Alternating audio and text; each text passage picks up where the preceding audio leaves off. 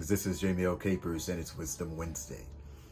After my accident in April of 2019, I faced several months of suffering. There were times I could not even walk. There were times I could not even speak properly.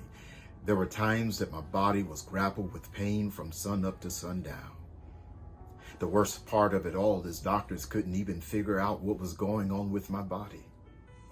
And you can imagine there were times that I felt alone. There were times that I felt frustrated. Yes, there were times that I even complained.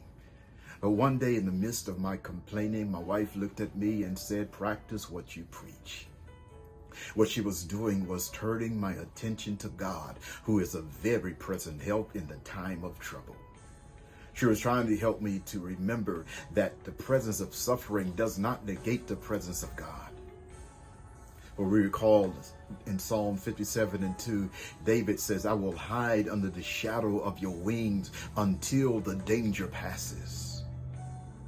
Allow me to encourage you. Allow me to remind you that when suffering arises in your life, you can turn to God. You can rely on the Almighty God who is able to protect you and sustain you and to help you thrive in the midst of your suffering.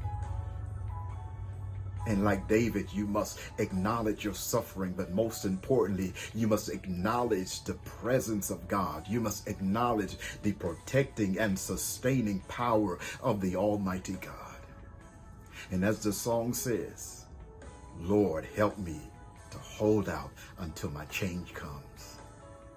Yes, your change is coming. Yes, you can overcome. Yes, you will overcome. Yes, God is going to help you thrive. God is going to protect you and sustain you until the period of suffering passes.